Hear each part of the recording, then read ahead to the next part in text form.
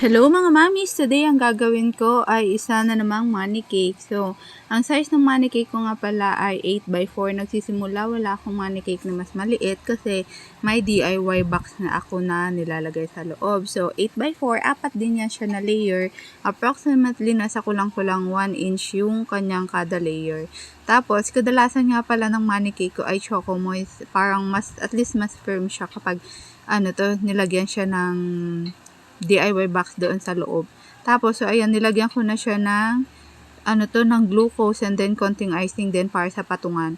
Ito nga palang since 8x4 siya, hindi ako naglalagay ng ng dowel cake support dito. Mostly ng ng money cake for personal pick up po talaga siya. Parang once pa lang yata ako nasubukan na may magpa-deliver. Pero 4-wheel siya kasi hindi ko siya pinapayag na i-2-wheel siya. Syempre for security purposes din, 'di ba? Kasi may laman sa loob.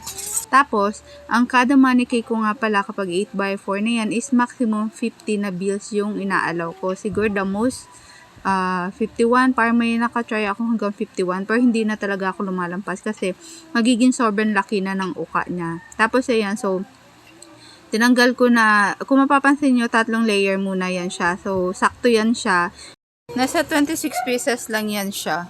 Per minsan, pag mas madaming bills, like 50 pieces yan siya, 3 layer yung natutungkab ko dyan. Tapos, ayan, nilagyan ko na siya ng filling. And then, yung pinakapang ibabaw niya, so walang hiwa yun siya. May butas lang na palatandaan ko kung saan ipasasalpak yung pinaka-puller niya is straw. So, yan, as in totally safe talaga yung money box mo sa loob. Kaya lang, good luck sa paghihila. Siyempre, alalay pa din. Baka mamaya sobrang nahirapan na siya magtanggal. Ayan. Pero so far, wala pa naman ako nag-failed na mga money cake.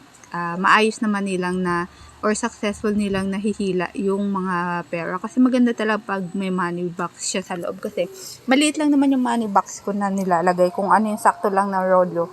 Hindi ko yan siya ganun tinotodo laki. Siyempre malaki matutungkab. Tapos, yung tinutungkab ko na dyan na cake, either isinasama ko siya sa topper, depende sa design. Pero kadalasan, ginagawan ko talaga siya ng paraan na maibalik ko sa kanila kung ano yung tinungkab ko. Baka mamaya hanapan nila ako ng anlaki na natungkab, ganyan. Sinasama ko siya sa mga topper, ganun. Chocolate nga pala yung color nito, bali chocolate brown. Pero, nilagyan ko pa din siya ng pinaka-base frosting niya na kulay white. And then, pang ibabaw pa din lang yung kanyang yung kanyang kulay brown. Kasi, parang hindi siya umay masyado sa chocolate. At least kahit pa paano, may pang-contrast pa din. Or basta ganun, may pangontra pa din kahit pa paano doon sa lasang chocolate. Baka maumay siya kaagad eh. So, ayan na nga. Pinapantay ko pa din talaga yung dulo niya. Sharp edge ko pa din. Chocolate overload at saka may wine topper nga pala itong design na to. Liquor topper pala. Medyo madami-daming pinagpilian ni client. Pero so far, ito yung pinaka napagdesisyonan na para sa 60th birthday ng kanyang Pudrokels. Ayan, kung mapapansin ninyo, pinapakinis ko pa din siya, pina-sharp edge ko pa din talaga siya. May second layer pa naman yan siya na frosting. So, ito na ngayon kulay brown. Ang nilagay ko lang dyan ay hindi food color, kundi cocoa powder lang siya. So, tinansya ko lang yung kanyang, dami kasi para hindi siya ganun pumait. Hindi ko na kasi yan nilagyan ng powdered sugar eh. As in, cocoa lang talaga. Tapos, nilagyan ko lang siya ng konting-konting, parang, mocha na pangpalasa para at least may may pang-enhance ng lasa, hindi lang siya pure na chocolate talaga.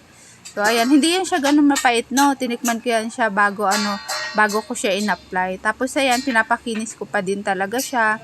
Ayan, natanggal ko may namuo kasi na cocoa powder. Sabay, manipis na lang na part yung nilagay ko sa ibabaw kasi hindi naman kailangan na sobrang makulay or sobrang madami na frosting kasi ang dami ko na nilagay dyan. Makapal niyan sa totoong buhay lang. Tapos ayan, pinapakinis ko pa din siya. Sharp edge ko pa din talaga dahil talagang hindi ako kontento pag hindi sharp edge kapag hindi naman sinabi na hindi siya may texture yung gilid niya pinapakinis ko pa din. Tapos so ayan na nga, 'di ba? Medyo matagal-tagal pa din yan siya.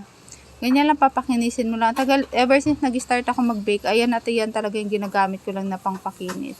Tapos, ayan na nga. Ewan ko ba kung ba't kailangan ko siyang i-sharp edge. lalagyan ko nga pala siya ng ano pa din, ng chocolate drip. So, hindi mo naman makikita talaga yung kanya sharp edge. Kalokohan ko talaga. So, ayan na nga, napakaganda ng aking drip, ba diba? Black chocolate lang yung ginamit ko dyan, kaya sobrang sarap niya talaga. Hindi siya ganun katamis. Tapos, ang ganda-ganda ng pagkaka-drip ko dyan sa, sa chocolate niya. Saktong-sakto yung kanyang timpla. Kung tatanungin nyo, ano nga pala yan siya, 3:1, yan. Perfect na perfect talaga siya, kahit na mainit. Ayan o. Diba, ang ganda ng pagkakahulog niya. Hindi ko ganun hinabaan masyado yung, yung drip niyan, kasi lalagyan ko pa yan siya ng sprinkle sa ibaba. Tapos yan, dinagdagan ko pa ng masyado yun sa ibabaw niya, kasi ang daming sobra sa nagawa ko. Parang nasa 150 grams na chocolate. Pag gumagawa ako ng mga ganyan nga pala, per suka talaga ako, hindi per cup yung measurement ko, para sa susunod, alam ko na kung anong gagamitin ko. So, ayan, nasa 150 yan. Tapos, naubos ko pa din yung yung chocolate na yun, kasi ginamit ko siya para sa chocolate ball. Yung tinuklap ko sa loob, yun yung ginawa kong chocolate ball, at inilagay ko pa din dyan sa topper. Tapos yan, makikita ninyo, diba, nilalagyan ko na siya ng sprinkle sa baba. Yan, tiyagaan lang talaga. Ilagay nyo lang siya sa tray para kahit paano may pangsakbot or magpansalo sa mga nahuhulog na sprinkle. Tapos yan, nilalagay ko na lahat ng mga chocolate topper. Lahat yan edible. Syempre, maliban lang doon sa wine topper na nilalagay ko. Tapos may mga mix din yan siya ng gold. Ayan, 'di ba? Na druggy. Sobrang ganda niya tignan, or ako lang nagagandahan. Hindi, basta sobrang cute niya tignan. Simple lang siya, pero parang maganda siya for my eyes. Sana sa inyo din. Tapos yan, mga chocolate coin lang, ganyan eh. Patong-patong mo lang siya. Tapos, pang finale ko, nilagyan ko pa yan siya na may sprinkle sa gilid-gilid para at least walang bakanting lote. Walang bakanting area. So, yan na, ganyan lang. Finale lang, lagay-lagay lang. Diba? O, yan. So, ito na yung kanyang final outcome. Ay, teka pala, kulang pa pala yung kanyang puller ng topper dedication. So, ito na yung kanyang, tada! Happy 60th birthday, Tatay Biko. Diba? So ganda talaga. So, ayan na yung ginawa ko mano-mano na manual na topper. Wala kasi tayong Cricut, kaya ako lang nag-ukit-ukit. So, yun lang.